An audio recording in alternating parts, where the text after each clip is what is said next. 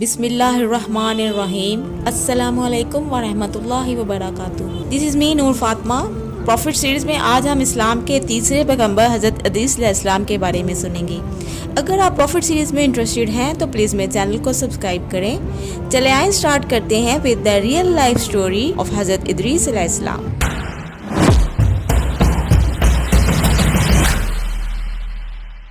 ایک حدیث میں ہے کہ آدم علیہ السلام اور حضرت شیس علیہ السلام کے بعد حضرت ادریس علیہ السلام پہلے نبی ہیں. ایک دوسری حدیث میں ہے کہ حضرت ادریس پہلے نبی ہیں جنہوں نے قلم کے ذریعے لکھا اور لوگوں کو کتابت سکھائی. حافظ ابن کثیر نے ان کا حلیہ مبارک کچھ یوں بیان کیا ہے: پورا قد و قامت، خوبصورت، خوب روح، گھنی داڑھی، عمدہ اوصاف کے مالک، چوڑے کندھے، مضبوط ہڈیاں، دبلے پتلے سرمئی، چمکدار آنکھیں، گفتگو باوقار، خاموشی پسند، سنجیدہ و متین، چلتے ہوئے نظر نیچی، انتہائی فکر و غوث کے عادی، غصے کے وقت سخت غضبناک، باتیں کرنے میں شہادت کی انگلی سے بار بار اشارہ کرنے کے عادی. حضرت ادریس حضرت شیس علیہ السلام کی شریعت پر عمل پیرا رہے. چونکہ ادریس علیہ السلام رسول بھی تھے، اس لیے اللہ کی طرف سے ان پر مستقل شریعت نازل ہوئی جس کی تشہیر و تفسیر کر کے لوگوں کو احکام الہی سے آگاہ کرتے. ادریس علیہ السلام نے جب دیکھا کہ مفسدین ایمان والوں پر ظلم و زیادتی کر رہے ہیں، ان کا فساد بڑھتا جا رہا ہے اور سمجھانے کے باوجود بھی یہ لوگ باز نہیں آ رہے ہیں، تو انہوں نے اپنے پیروکاروں کو جہاد کا حکم دیا. ادریس علیہ السلام پہلے شخص ہیں جنہوں نے اللہ کے راستے میں جہاد کیا، غنیمتیں حاصل کی اور دشمنوں کو قیدی بنایا. لیکن غنیمتیں اور قیدی ان کے لیے حلال نہیں تھے.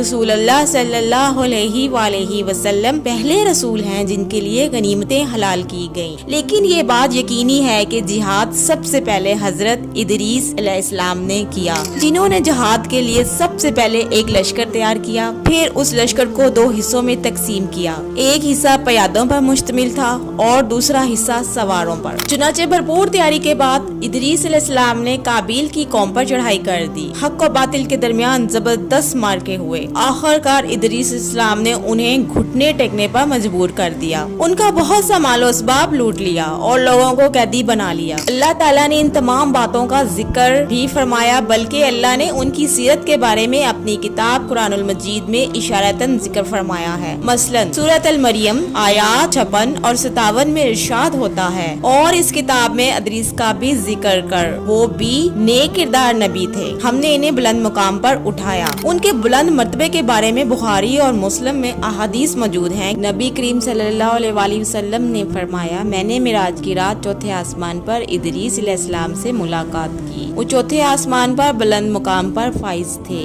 ابن جریر نے ایک روایت بیان کی ہے. وہ روایت اس بات کی وضاحت کرتی ہے کہ اللہ تعالیٰ کے ارشاد وَرَفَعْنَا مَكَانًا عَلَيْهَا سے کیا مراد ہے، اس کا کیا مفہوم ہے. ابن جریر کے علاوہ دیگر بڑے بڑے مفسرین اور مورخین نے اس روایت کو ذکر کیا ہے، لیکن اس کی کوئی صحیح سند نہیں مل سکی.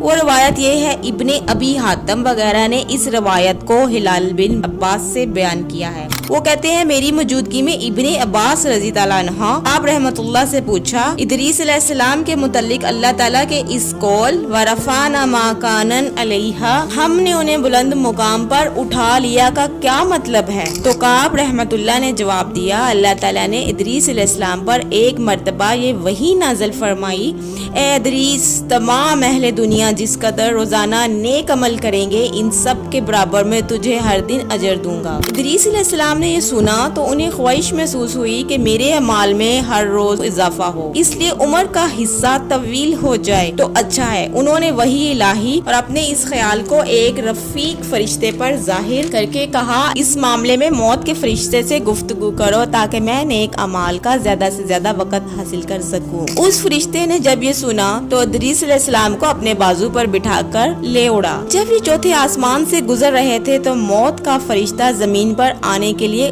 اتر رہا تھا، وہیں دونوں کی ملاقات ہو گئی۔ دوست فرشتے نے موت کے فرشتے سے ادریس علیہ السلام کے بارے میں گفتگو کی۔ موت کے فرشتے نے دریافت کیا، ادریس علیہ السلام کہاں ہیں؟ اس نے کہا، میری پشت پر موت کا فرشتہ کہنے لگا، مجھے اللہ کی طرف سے یہ حکم ملا ہے کہ چوتھے آسمان پر ادریس علیہ السلام کی روح قبض کر لوں۔ اس لیے میں سخت حیرت میں تھا کہ یہ کیسے ممکن ہے، ادریس علیہ السلام تو زمین پر ہیں۔ چنانچہ موت کا فرشتہ ادریس علیہ السلام کے پاس آیا، ان سے اجازت طلبی اور ان کی روح قبض کر لی۔ انبیاء کو یہ امتیاز حاصل ہے کہ فرشتہ ان کی اجازت کے بغیر ان کی روح قبض نہیں کر سکا، اور رسول اللہ صلی اللہ علیہ وآلہ وسلم کو تو یہ اختیار دیا گیا کہ آپ دنیا میں مزید رہنا پسند کریں تو رہ سکتے ہیں، یا پھر رفیق اعلیٰ کی رفاقت کو پسند کر لیں۔ آپ صلی اللہ علیہ وسلم نے رفیق اعلیٰ کی رفاقت کو پسند فرمایا۔ اسی طرح حضرت ادریس علیہ السلام کی روح چوتھے آسمان پر قبض کی گئی، انہیں بھی عیسیٰ علیہ السلام کی طرح آسمان پر اٹھایا گیا۔ فرق یہ ہے کہ عیسیٰ علیہ السلام کی روح قبض نہیں کی گئی۔ یہ واقعہ نقل کر کے کعب فرماتے ہیں کہ اللہ تعالیٰ کے ارشاد وَرَفَعْنَاهُ مَكَانًا عَلِيًّا، اس کی تفسیر یہی ہے، لیکن درست بات یہ ہے کہ یہ اسرائیلی روایت ہے۔ ادریس علیہ السلام کی وفات ہو گئی تو لوگ فساد میں اور بڑھ گئے، ان میں شر پھیل گیا، تاہم وہ توحید پر قائم رہے۔ بت پرستی کا ان میں شعور نہیں تھا۔ لوگ آدم علیہ السلام کی وفات کے 1000 سال بعد تک توحید پر قائم رہے، ان میں فسق و فجور ضرور تھا لیکن شرک نہیں تھا۔